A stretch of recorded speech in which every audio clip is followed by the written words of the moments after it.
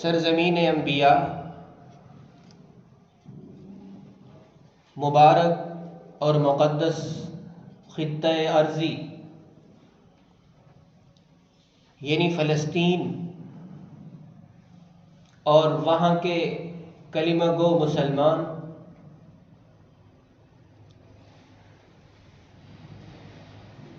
جس ظلم و ستم کا نشانہ مسلسل 2 ماہ سے بنے ہوئے ہیں، بن رہے ہیں، ان کی درد اور ان کا الم، ان کا دکھ صرف مسلمان ہی نہیں بلکہ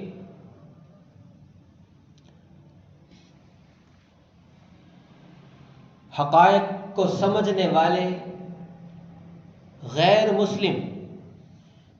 اور کفار بھی محسوس کر رہے ہیں۔ یہی وجہ ہے کہ اسرائیل کی اس بربریت کے خلاف نہ صرف اسلامی ممالک بلکہ کفریہ ممالک کے باشندگان بھی بہت بڑی تعداد میں اپنا احتجاج ریکارڈ کروا رہے ہیں۔ محترم سامعین، 2 ماہ گزرنے کی وجہ سے ہمیں اس کو معمولی نہیں لینا چاہیے، بلکہ جس طرح پہلی بمبنگ پہ ہمارے دل دکھی ہوئے تھے، آج 2 ماہ گزرنے کے بعد بھی وہ دکھ نہ صرف یہ کہ برقرار رہنا چاہیے بلکہ اسے بڑھ جانا چاہیے، کیونکہ ظلم و ستم کے سارے ریکارڈ توڑ دیے گئے ہیں۔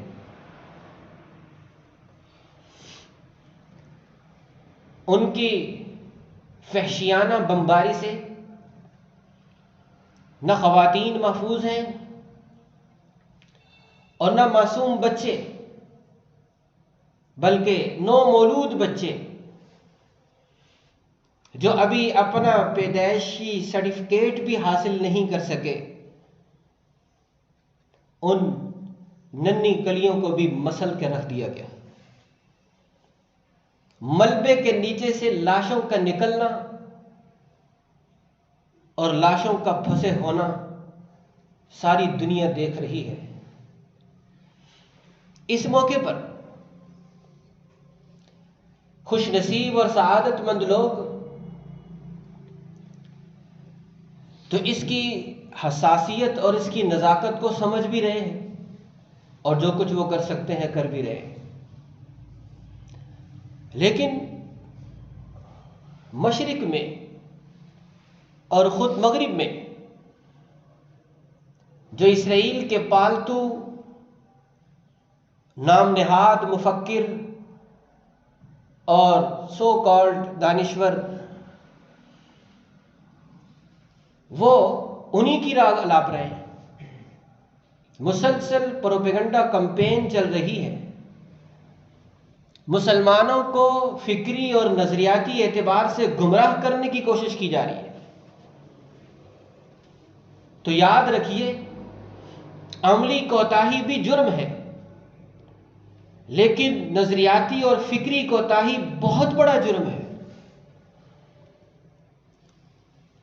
یہ جو جنگ ہے، یہ جو لڑائی ہے، آیا اس میں واقعتاً مسلمان اور فلسطینی مسلمان حق بجانب ہے، یا انہیں چاہیے کہ وہ اس سے الگ ہو جائیں، اپنے موقف سے دستبردار ہو جائیں؟ تو یاد رکھیں کہ فلسطینی مسلمان اس خطہ ارضی کے ذاتی اور ملکیتی حقوق رکھتے ہیں، وراثتی حقوق رکھتے ہیں، اور اسرائیل کی حیثیت سوائے غاصب اور زبردستی مسلط ہونے والے کے سوا کچھ نہیں ہے۔ اب مسلمانوں کا ذہن یہ بنانے کی کوشش کی جا رہی ہے کہ مسلمانوں کا قبلہ تو بیت اللہ ہے، مسجد حرام، اور رہی مسجد اقصی، بیت المقدس، وہ تو یہودیوں اور عیسائیوں کا قبلہ ہے، لہذا مسلمانوں کو اس سے الگ ہو جانا چاہیے۔ جیسے بیت اللہ اور مسجد حرام مسلمانوں کا مذہبی ورثہ ہے، تو ایسے ہی بیت المقدس یہودیوں اور عیسائیوں کا مذہبی ورثہ ہے، لہذا مسلمانوں کو اس سے پیچھے ہو جانا چاہیے۔ یہ بہت بڑی غلط فہمی ہے جسے ہمیں سمجھنے کی ضرورت ہے۔ یاد رکھیں کہ جیسے یہودیت منسوخ ہو گئی عیسائیت کی وجہ سے، موسیٰ علیہ السلام کے بعد عیسیٰ علیہ السلام آ گئے تو موسیٰ کی شریعت ختم ہو گئی، تورات کے بعد انجیل آ گئی تو تورات ایکسپائر ہو گئی، منسوخ ہو گئی، اس پر عمل کی مدت ختم ہو گئی۔ بالکل اسی طریقے سے حضرت محمد صلی اللہ علیہ وسلم کی تشریف آوری سے شریعت موسوی اور شریعت عیسوی دونوں منسوخ ہو گئی۔ قرآن کریم کے نزول سے تورات اور انجیل دونوں ایکسپائر ہو گئی ہیں۔ اب یہ کہنا کہ وہ ان کا قبلہ ہے، ان کے قبلے کو تسلیم کرنا گویا ان کے مذہب کو تسلیم کرنا ہے، اور ایک مسلمان کو اس بات کی اجازت نہیں ہے کہ وہ منسوخ مذہب کو باقی تسلیم کرے، باقی تصور کرے۔ جیسے عیسائیت کا یہ دعویٰ ہے کہ یہودیت منسوخ ہو چکی ہے اس لیے کہ عیسیٰ علیہ السلام بعد میں ہے، انجیل بعد میں ہے، بالکل اسی طریقے سے مسلمان حق بجانب ہے یہ کہنے میں، اور بالکل ٹھیک ہے کہ قرآن کی وجہ سے انجیل اور تورات دونوں منسوخ ہو چکی ہیں۔ حضرت محمد صلی اللہ علیہ وسلم کی تشریف آوری سے حضرت موسیٰ اور عیسیٰ علیہ السلام کو دی گئی شریعت اور ان کی تعلیمات سب منسوخ ہو چکی ہیں۔ اب سکہ قیامت تک صرف اور صرف خاتم النبیین حضرت محمد صلی اللہ علیہ وسلم کی نبوت کا ہی چلے گا۔ لہٰذا یہ بہت بڑی غلط فہمی ہے جس کا شکار مسلمانوں کو کرنے کی کوشش کی جا رہی ہے کہ جی وہ تو عیسائیوں اور یہودیوں کا قبلہ ہے بیت المقدس، مسلمان اس سے الگ ہو جائے۔ کبھی بھی الگ نہیں ہو سکتے، اس لیے کہ یہودیت منسوخ ہے، عیسائیت بھی منسوخ ہے، ایکسپائر ہے، وہ قابل عمل ہی نہیں ہے۔ اور پھر دوسری بات یہ ہے کہ مسلمانوں کو یہ جو خطہ ملا تو مسلمانوں نے یہودیوں کی طرح زبردستی اس پہ قبضہ نہیں کیا، بلکہ میں اس پہ دو باتیں پیش کرتا ہوں جس سے آپ کو خود اندازہ ہوگا اور یقین ہو جائے گا کہ واقعتاً اس خطہ ارضی کے حقدار صرف مسلمان ہیں۔ پہلی بات یہ ہے کہ شب معراج میں جب حضرت آدم علیہ السلام سے لے کر سیدنا عیسیٰ علیہ السلام تک کم و بیش 1.25 لاکھ انبیاء کرام علیہ السلام مسجد اقصی میں موجود تھے، اذان ہو گئی، اقامت ہو گئی، انتظار یہ تھا کہ مصلی امامت پہ کون آتا ہے۔ تو اللہ جل شانہ کے حکم سے حضرت جبرائیل علیہ السلام نے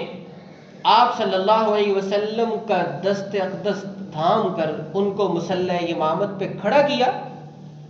آپ نے نماز پڑھائی، امامت کی، سب انبیاء کرام علیہ السلام آپ کے مقتدی بنے۔ اب اس سے بڑا اور کیا مظاہرہ ہو سکتا ہے، اس سے بڑا اور بھرپور کیا مظاہرہ ہو سکتا ہے کہ تمام انبیاء کرام علیہ السلام جو مذہبوں کو لے کر آئے اپنے اپنے زمانے میں، ان کی موجودگی میں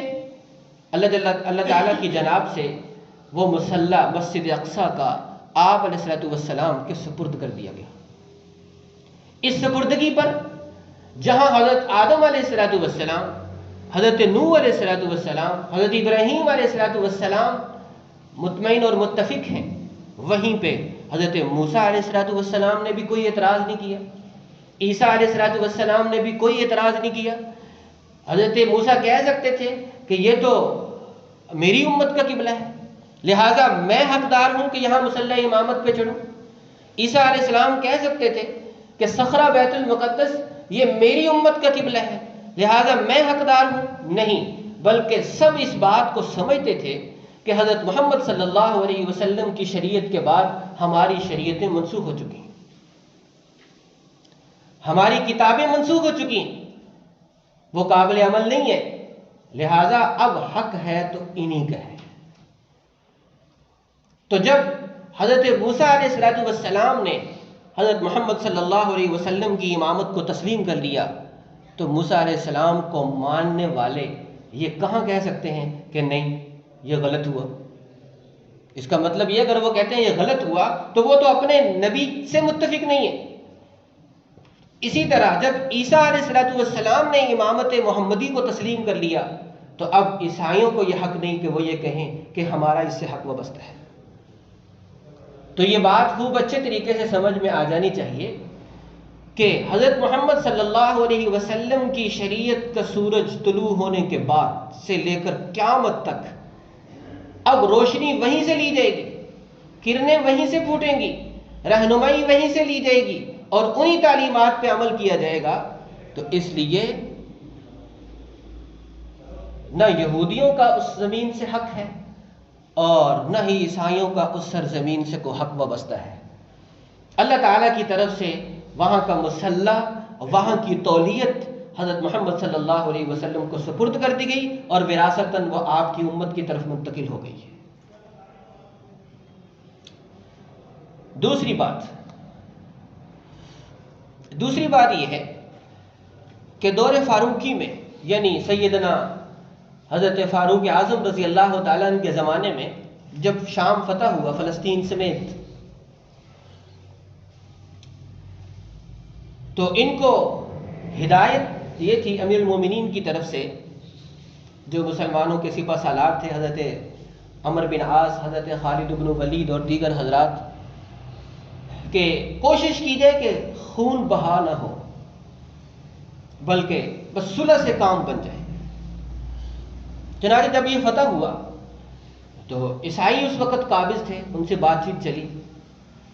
معاہدہ طے پایا۔ وہ لوگ القدس کی سرزمین سپرد نہیں کر رہے تھے، ایک شرط لگائی انہوں نے کہ امیر المومنین خود آئیں پھر ہم ان کے سپرد کریں گے۔ چنانچہ حضرت عمر کو خط لکھا گیا اور حضرت عمر مدینہ طیبہ سے ایک اونٹ اور کچھ کھانے پینے کا سامان اور ایک غلام اسلم کو لے کر یہاں سے روانہ ہوئے ہیں۔ کبھی آپ اونٹ پر بیٹھتے اور کبھی غلام کی باری آتی۔ چلتے چلتے جب وہاں پہنچے تو باری آپ کی پیدل چلنے کی تھی اور اونٹ پہ بیٹھنے کی باری اسلم کی تھی، غلام کی تھی۔ تو اس نے کہا کہ ہم تبدیل کر لیتے ہیں، تو فرمایا کہ نہیں، اپنی باری کے مطابق ہی ہم چلیں گے۔ اور چلتے چلتے گھسٹنے کی وجہ سے پاؤں جو جوتے تھے وہ بھی پھٹ چکے تھے، تو اتفاق سے امیر المومنین حضرت فاروق اعظم رضی اللہ تعالیٰ عنہ نے اپنے جوتے بھی جھاڑ کر بغل میں لیے ہوئے تھے۔ اس سادہ منشی کے ساتھ امیر المومنین جب وہاں پہنچے اور وہاں کے عیسائیوں نے آپ کے سراپا پہ نظر کی، ایک طرف کتاب دیکھتے ہیں، یہ تاریخ میں ملتا ہے آپ کو، جو بھی تاریخ کی کتاب آپ اٹھائیں وہاں آپ کو یہ بات ملے گی کہ وہاں کے علماء اور مشائخ سارے جمع تھے، ایک طرف اپنی کتاب دیکھتے ہیں، دوسری طرف امیر المومنین کے سراپا کو دیکھتے ہیں، پھر کتاب دیکھتے ہیں، پھر حضرت عمر کو دیکھتے ہیں، پھر کتاب دیکھتے ہیں، پھر حضرت عمر کی طرف توجہ کرتے ہیں اور اس نتیجے پہ پہنچے یہ وہی شخص ہے جس کی صفات اور جس کی علامات ہماری کتابوں میں لکھی گئی تھی۔ تو لہٰذا جب تسلی ہو گئی تو از خود انہوں نے اٹھ کے چابیاں القدس کی امیر المومنین حضرت عمر کے سپرد کر دی۔ تو جو اس وقت متولی تھے القدس کے، بیت المقدس کے، مسجد اقصیٰ کے، انہوں نے اپنی کتابی تعلیمات کی روشنی میں امیر المومنین حضرت عمر کو پہچان کر اس کی تولیت ان کے سپرد کی، چابیاں ان کے سپرد کی، اور پھر اس سے وہ دستبردار ہو گئے۔ تو حضرت عمر اندر تشریف لے گئے اور جا کے مصلی سلیمانی حضرت سلیمان علیہ السلام کے مصلی پہ آیت سجدہ پڑھ کے سجدہ کیا، اور اس طریقے سے وہ تولیت مسلمانوں کی طرف منتقل ہوئی۔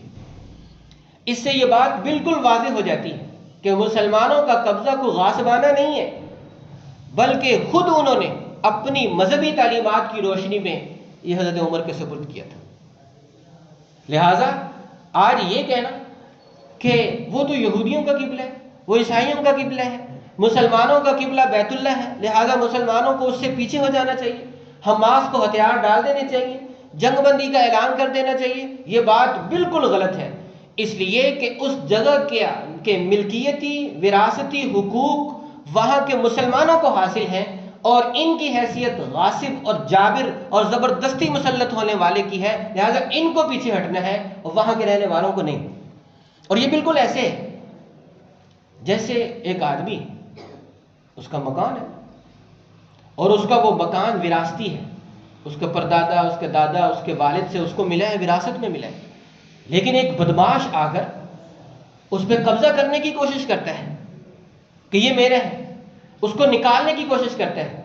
اتنے میں فیصلہ کرنے کے لیے دو بدماش اور آ جاتے ہیں، اور وہ آ کے کہتے ہیں کہ چلو تمہارا جھگڑا ختم کرنے کے لیے ہم یہ کہتے ہیں کہ تم اگرچہ تمہارا یہ وراثتی مکان ہے، لیکن آدھے مکان میں تم رہ لو اور آدھا اس بدماش کو دے دو۔ چنانچہ اس نے کیا کیا، آدھا مکان خود اپنے استعمال میں لے لیا، آدھا بادل نخواستہ اس کے سپرد کر دیا۔ اب کچھ عرصہ گزرنے کے بعد اس کا تقاضا پھر یہ ہوا کہ یہ جو آدھا تمہارے پاس ہے نا، یہ بھی چھوڑ دو، اس میں بھی بدماش قبضہ کرنا چاہتا ہے۔ بتائیے، بالکل یہی صورتحال ہے فلسطین کی کہ اسرائیل نے، یہودیوں نے پہلے جا کے کچھ زمینیں خریدی، پھر اس کے بعد زبردستی قبضہ کرنا شروع کر دیا اور کہا کہ تم جو جدی پشتی نسلی یہاں کے رہنے والے ہو، یہاں سے نکل جاؤ، ہم دنیا کے مختلف خطوں سے یہودیوں کو لا کے یہاں آباد کرنا چاہتے ہیں۔ بتائیے اس سے کھلی بدماشی اور کیا ہو سکتی ہے؟ تو ان کی حیثیت بالکل زبردستی قبضہ کرنے والے بدماش کی سی ہے، اور ان کی حیثیت جو فلسطینی مسلمان ہیں وہ نسلی اور جدی پشتی وہاں کے وارث اور مالک ہیں، لہٰذا وہ حق پر ہیں، اور یہ سراسر باطل پہ ہیں۔ ظلم اور بربریت کا پہاڑ اور بازار انہوں نے وہاں گرم کیا ہوا ہے، لہٰذا ہمیں نظریاتی اور فکری طور پر بالکل اس بات کا اطمینان رکھنا چاہیے کہ فلسطینی مسلمان جو جد و جہد کر رہے ہیں، جو آواز حق بلند کر رہے ہیں، جو تکلیفیں اٹھا رہے ہیں، وہ اپنے حق کو وصول کرنے کے لیے اٹھا رہے ہیں، اس میں وہ ذرا بھی غلطی پر نہیں ہے۔ غلطی سراسر ان کی ہے۔ یہ آج ہمارے میڈیا پہ، الیکٹرانک میڈیا پہ، سوشل میڈیا پہ مختلف مفکر اور دانشور آ کر مسلمانوں کو اس طرح فکری طور پر گمراہ کرنے کی کوشش کر رہے ہیں۔ تو اس لیے میں نے اس مختصر سے وقت میں بڑے اختصار کے ساتھ آپ کے سامنے یہ قضیہ اور مقدمہ رکھا ہے اور دلائل کے ساتھ رکھا ہے، لہٰذا ہمیں یہ بالکل مطمئن اور متفق ہونا چاہیے کہ یہ لوگ فلسطین کے جو مسلمان ہیں وہ حق پر ہیں، وہ اپنے حق کے لیے اس جد و جہد میں لگے ہیں اور یہ بالکل ناحق ہیں۔ تو لہٰذا اب 2 ماہ گزرنے کے بعد ہمیں اب ٹھنڈے نہیں ہو جانا چاہیے، اس کو روٹین کی چیز نہیں سمجھ لینا چاہیے، بلکہ ہم جو کچھ کر سکتے ہیں، دعا کر سکتے ہیں، وہ کریں، اور سب سے بڑی بات جو ہم کر سکتے ہیں وہ معاشی بائیکاٹ۔ اسرائیل اور اس کے حامیوں کی جتنی پروڈکٹس ہیں ان کا مسلسل بائیکاٹ یہ ہمارا مذہبی فریضہ ہے، اور یہ ایسا فریضہ ہے مفتیان کرام کے فتوے کی روشنی میں جس نے سقط کے باوجود اس فریضے میں کوتاہی کی، قیامت کے دن فلسطینی زخمیوں، معصوم بچوں اور عورتوں کا ہاتھ ہوگا اور اس آدمی کا گریبان ہوگا کہ کیا آفت آ رہی تھی اس کے اوپر کہ اس نے ان پروڈکٹس کا بائیکاٹ نہیں کیا اور اس کو خرید کر مالی طور پر دشمن کو مضبوط کیا کہ وہ ان پر مسلسل حملے کرتے رہیں۔ دعا ہے کہ اللہ جل شانہ ہمیں توفیق عمل دیں۔ وآخر دعوانا الحمدللہ۔